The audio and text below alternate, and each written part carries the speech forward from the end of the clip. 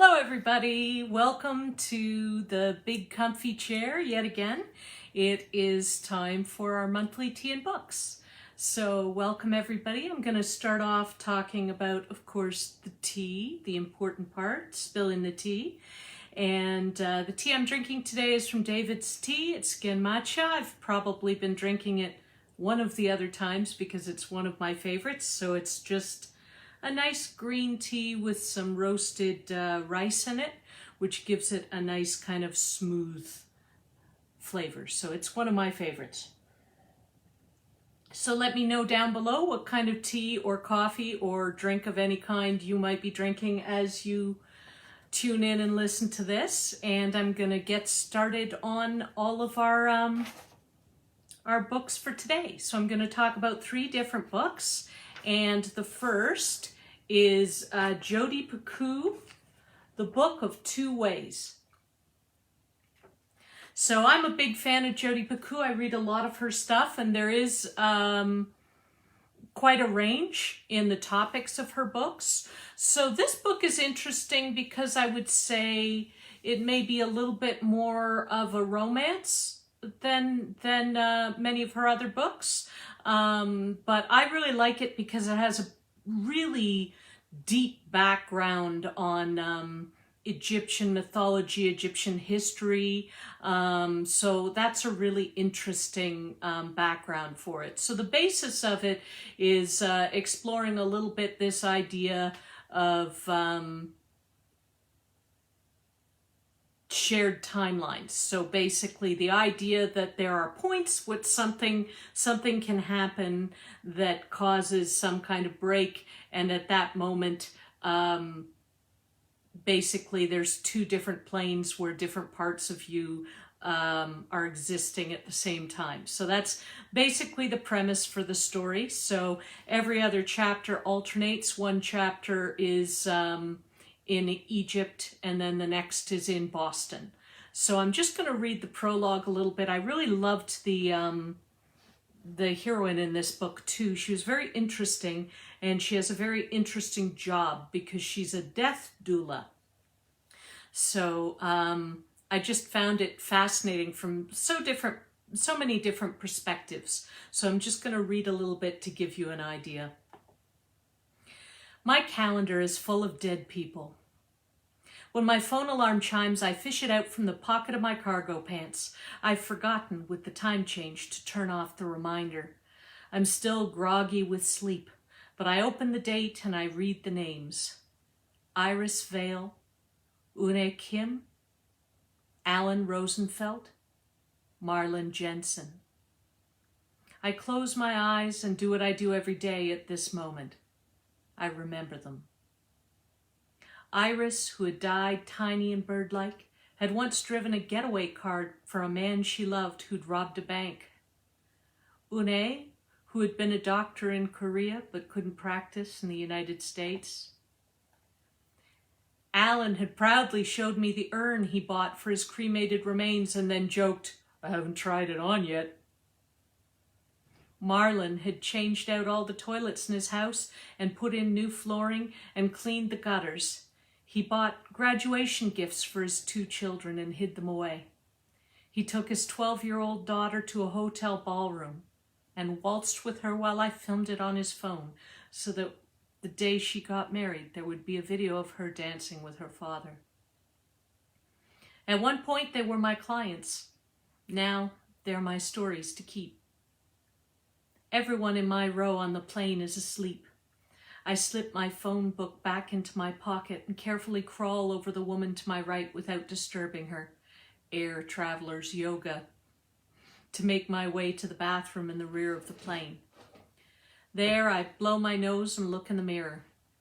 I'm at the age where that's a surprise, where I still think I'm going to see a younger woman than the one who blinks back at me.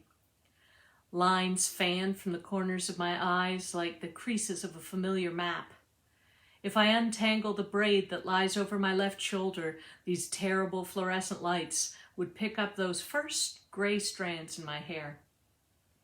I'm wearing baggy pants with an elastic waist like every other sensible nearly 40 woman who knows she's going to be on a plane for a long-haul flight. I grab a handful of tissues and open the door, intent on heading back to my seat, but the little galley area is packed with flight attendants. They're knotted together like a frown. They stop talking when I appear. "Ma'am," one of them says, "could you please take your seat?" It strikes me that their job isn't really very different from mine. If you're on a plane, you're not where you started, and you're not where you're going. You're caught in between.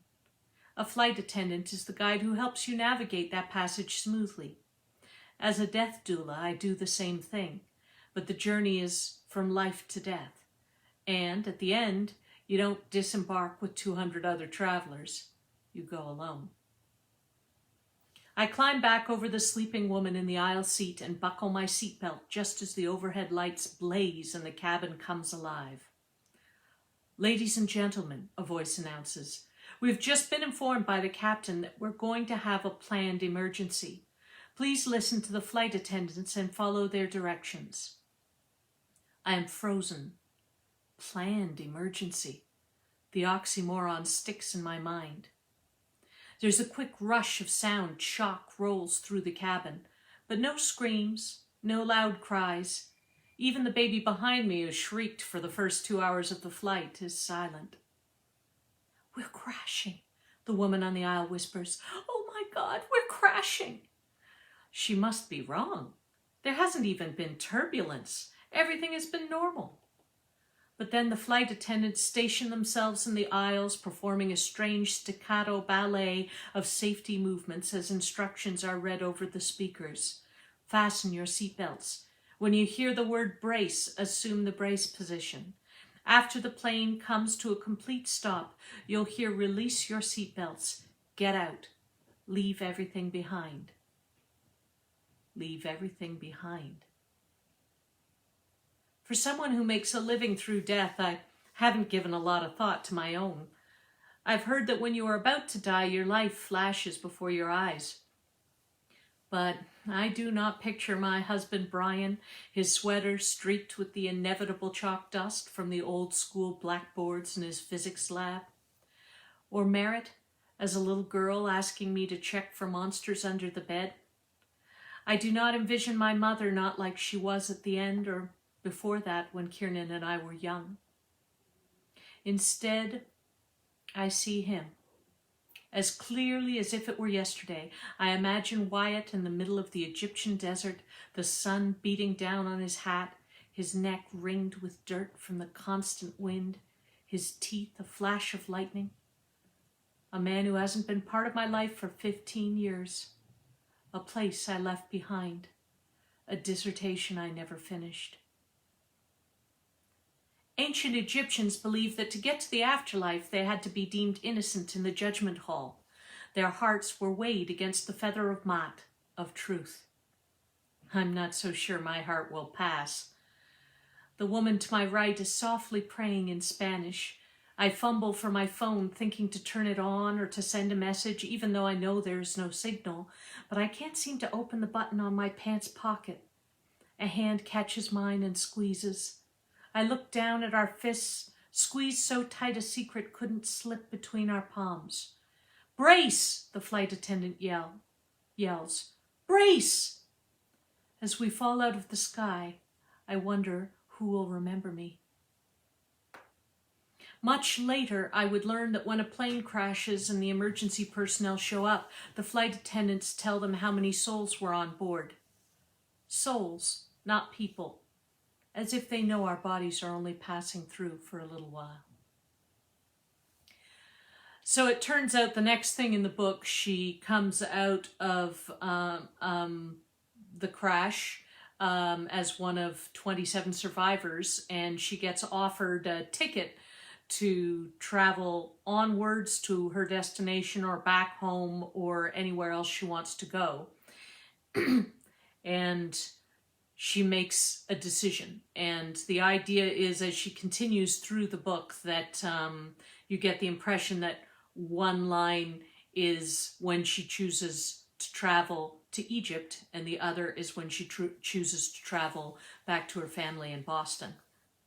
So it's very well balanced in that respect, and it's very interesting, especially when you find out about why she's left to begin with, and what's happened to her at home. But I really enjoyed it. I know that this is the kind of plot that you sometimes see in sort of lighter romances, but Jodi Picoult always writes a little bit deeper. She always manages to delve a little bit more into people's emotions, and and definitely, especially if you're a fan of ancient Egypt, the archaeology in this book and the descriptions of it are really great. She's done a lot of research, and I just loved it. It was a great book, and you know, it wasn't about a high school shooting or something like some of her previous books have been a little bit more tense. So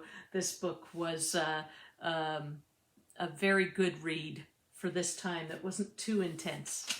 Another book that I've read, and again, it's a little bit of a romance, not in the deeper sense, but it's Nick Hornby's Just Like You. So Just Like You is about a romance that develops between an older woman and a young black man. They actually meet in a very strange way, because he works at the butcher's that she goes to, and ends up babysitting for her. And it's a very interesting exploration of that kind of a relationship where people are in love but separated by so many differences in their culture and in their age. And it's Nick Hornby always writes with a lot of humor, so it's always really enjoyable. I love reading any of his books, but this one, as I say again, it's a bit of a romance. Many of his books are. I'm just going to start this one sort of setting up a little bit in her voice, because she's again a very interesting character. How could one say with any certainty what one hated most in the world? It surely depended on how proximate the hated thing was at a given moment, whether you're doing it or listening to it or eating it at the time. She hated teaching Agatha Christie for A-level. She hated any conservative education secretary. She hated listening to her younger son's trumpet practice. She hated any kind of liver, the sight of blood, reality TV shows, grime music, and the usual abstractions: global poverty, war, pandemics, the imminent death of the planet, and so on. But they weren't happening to her. Apart from the imminent death of the planet, and even that was only imminent, she could afford not to think about most of them quite a lot of the time.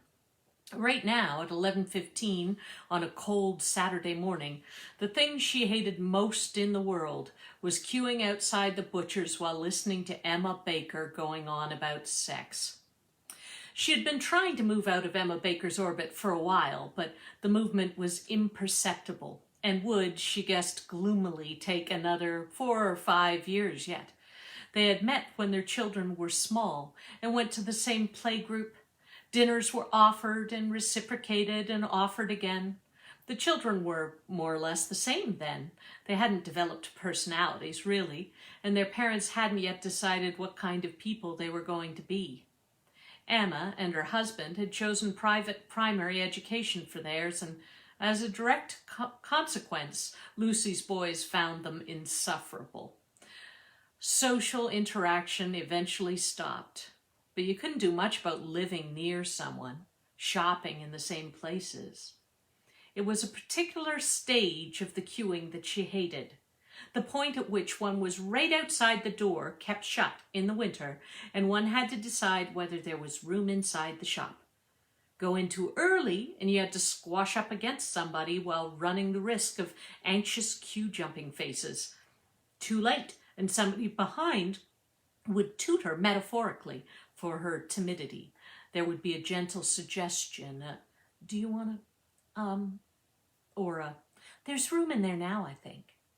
That was what it was like, pulling out at an intersection that required aggression. She didn't mind being tooted when she was driving, though. She was separated from other drivers by glass and metal, and they were gone in a flash, never to be seen again. These people were her neighbors. She had to live with their nudges and disapprovals every Saturday. She could have gone to a supermarket, of course, but then she would be letting local shops down. And in any case, the butcher was just too good, so she was willing to spend the extra. Her sons ate neither fish nor vegetable, and she had reluctantly decided that she probably did care about them ingesting antibiotics, hormones, and the other things in cheaper meat that might one day turn them into female Eastern European weightlifters. If they chose to become female Eastern European weightlifters one day, however, she would fully endorse and embrace their decision. She just didn't want to impose that destiny upon them. Paul helped with the boys' beef habit. He wasn't mean about money. He felt guilty about everything. He kept enough to live on, if that, but he gave her the rest. The tricky in or out part was probably about another 10 minutes away. The expense and quality were attractive to the residents of this particular London borough, so the queues were long, and the customers took their time once they had forced their way inside. Emma Baker's obsession with sex was happening right here, right now, though, and it was intolerable. "You know what? I envy you," she said. Lucy didn't reply. Terseness was her only weapon. From the outside, it probably looked useless because the words would keep coming, but any attempt to answer the question would result in an unstoppable torrent. "You're going to have sex with someone you've never had sex with before." This didn't seem particularly enviable to Lucy, and in the sense that if it happened, it wouldn't be much of an accomplishment. It was, after all, a future open to most able-bodied people in the world, whether they chose to exploit the opportunity or not. But Lucy's single status drew Emma back to the same subject over and over again. For Emma, married for many years to a man whose inadequacies in the bedroom and in every other room she made no attempts to hide or defend, divorced meant sex. Paradoxically and or idiotically, Lucy thought, seeing as her experience of it to date was that it meant no sex. In other words, Lucy's single status provided a screen on which Emma could project endless fantasies. What are you looking for in a man? Either in real life or in Lucy's head, the cue had become stiller. Nothing, I'm not. So, what's the point of tonight? No point. The answers told a very small part of a long story. Indeed, the words nothing, not, and point could even have been plucked at random from a very long story by some kind of textual artist in order to convey a meaning ironically at odds with the storyteller's intention. "Hygiene," Lucy said suddenly. "What?" "That's what I'm looking for." "Oh, come on, girl, you can ask for more than that. Hygiene is important. You don't want handsome, or funny, or rich, or good in bed?" Behind them, somebody sniggered. Since the rest of the queue was by now entirely silent, there was a very good chance that Emma had been the trigger for the sniggers. No. Again, a very short answer that didn't tell the whole truth or any part of it. "Well, that's what I'd go for." "I'm learning more about David than I want to know." "Well, he's clean at least. He smells like James Bond most of the time." "Well, there you go. He has none of the things you're telling me to look for, and you're still with him." So that gives you a little bit of the idea, a lot of very spirited dialogue in Nick Hornby, and always very British humor. So always enjoyable to read his books. And like I say in this one, you're looking at a single mother of two and her romance that strikes up between her and her male babysitter, who I hasten to say is an adult not a teenager, so it's nothing too Lolita-ish. At any rate, it's a light, fun read. I would recommend it. I always like Nick Hornby. He's one of my favorite authors. And I'm going to finish off today with a nonfiction pick.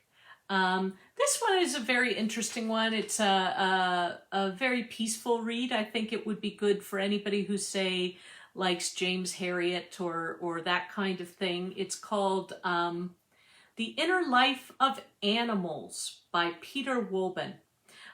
Peter Wolven is a forester in Germany.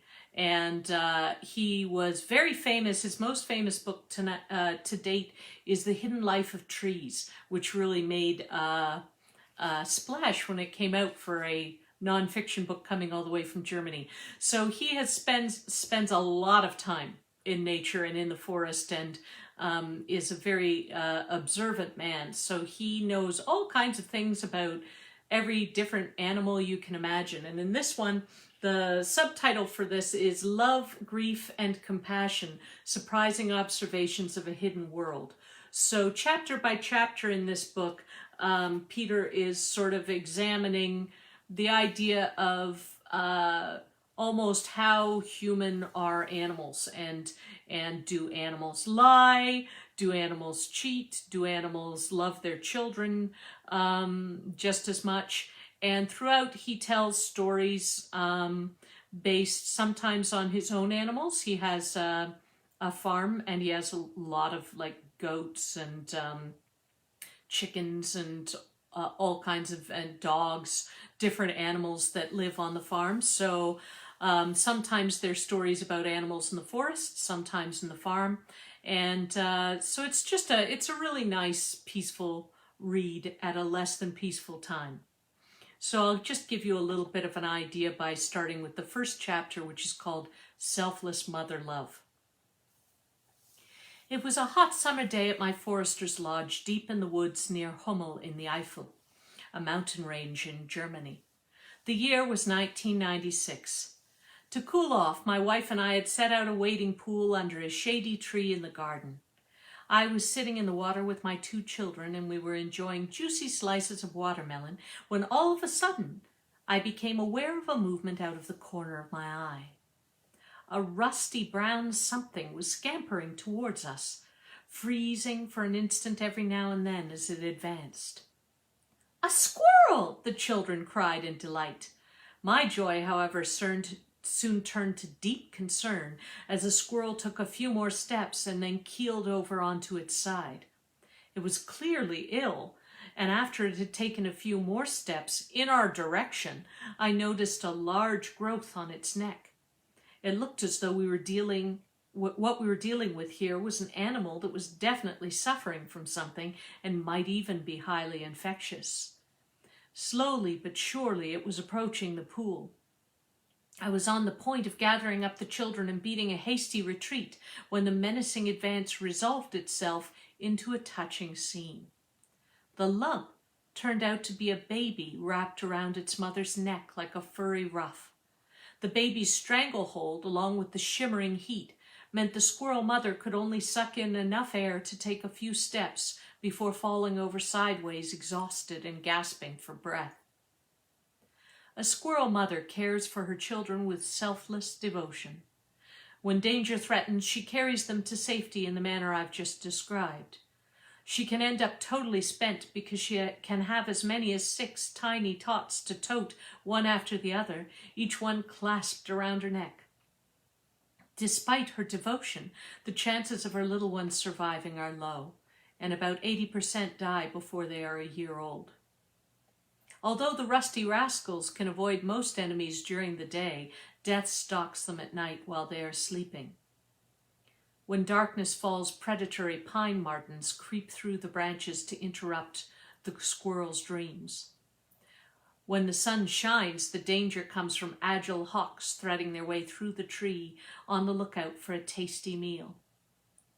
When a hawk spots a squirrel, a spiral of fear begins, and I mean That literally, for the squirrel tries to escape the hawk by disappearing to the other side of the tree. The hawk banks steeply to follow its prey. In a flash, the squirrel disappears to the other side of the tree again. The hawk follows. Moving at breakneck speed, both animals spiral around the trunk. The nimbler one wins, usually the little mammal. Winter, however, is more devastating than any predator. To make sure they go into the cold season well prepared, squirrels build drays. They anchor these spherical nests between branches high up in the tree crowns and fashion two separate exits with their paws so they can escape any uninvited guests. The nest is mostly made of small twigs, and the interior is cushioned with soft moss that helps conserve heat and provides a comfortable place to sleep. Comfortable? Yes. Animals value comfort too, and squirrels don't like twigs poking into their backs when they're trying to sleep any more than we do. A soft moss mattress guarantees a restful night. From my office window, I regularly see squirrels pulling this soft green material from our lawn and carrying it high up into the branches. And I see something else too. As soon as the acorns and beech nuts tumble to the ground and fall, squirrels gather these nutrient-rich packages, carry them a few yards, and bury them. They hide food caches to make sure they have food over the winter. Instead of going into true hibernation, they spend most of their winter days dozing. In this state of winter lethargy, they use less energy than usual, but they do not shut down completely like, say, hedgehogs. Every once in a while, a squirrel wakes up and gets hungry. Then it slips down the tree and looks for one of its numerous caches. And it looks, and looks, and looks. At first, it's funny watching the little animal trying to remember where it's hidden its food. It burrows a bit here, digs a little there, sitting upright every once in a while, as though taking a break to think. But that doesn't help. The landscape has changed considerably since the fall. The trees and shrubs have lost their leaves, the grass has dried up, and worse, everything might now be covered in cottony white snow. As the frantic squirrel continues its search, my heart goes out to it. Nature is ruthlessly sorting out who will live and who will die. Most of the forgetful squirrels, primarily this year's young, will not live to see spring because they will starve to death. Then I find small clumps of beech trees sprouting in the ancient beech preserves. Baby beeches look like emerald-colored butterflies fluttering at the ends of slender stalks, and they usually grow alone.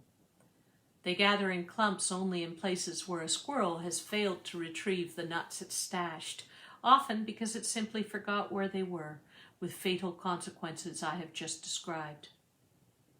I find the red squirrel to be a prime example of how we sort animals into categories. Their dark button eyes are adorable. Their soft fur is beautiful reddish color. There are also some that are brownish black, and they pose no threat to humans. In spring, young trees sprout from their forgotten food caches, so you could say they helped establish new woodlands. In short, we are kindly disposed towards them. We avoid thinking about their favorite food, baby birds. From my office window at the lodge, I am also privy to their predatory raids. When a squirrel scales a tree in spring, consternation reigns in the small colony of fieldfares that raise their young in the old pines along the driveway. The little birds, which are related to thrushes, flutter around the trees, chittering and chattering, trying to drive off the intruder. Squirrels are the birds' deadly enemies because the little mammals calmly help themselves to one downy chick after another. Even nesting cavities offer the baby birds only limited protection.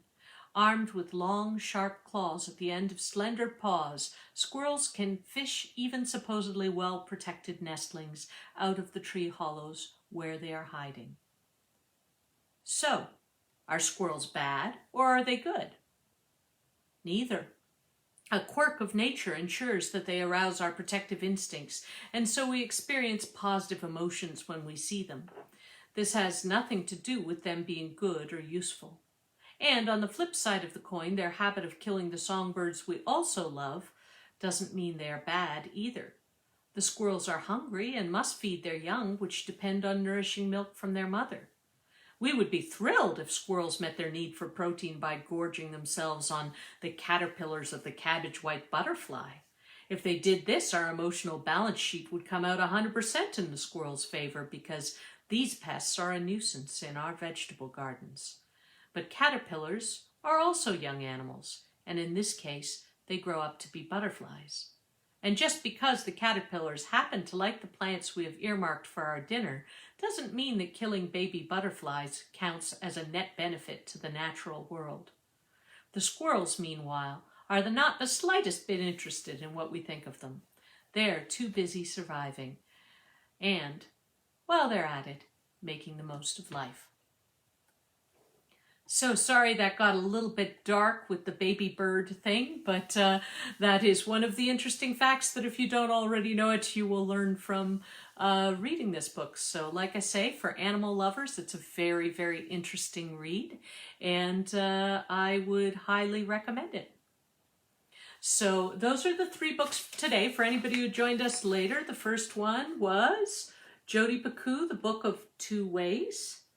And the second was Nick Hornby's Just Like You. And the last one, my nonfiction pick, was The Inner Life of Animals. So thank you very much for joining me. We will have our next Tea and Books on February 4th. And that will be Kyle leading that one. So thank you all for joining us. And if you would like to share this, you can. I'll save it after and post it on Facebook and also on our YouTube page. Have a good day, everybody.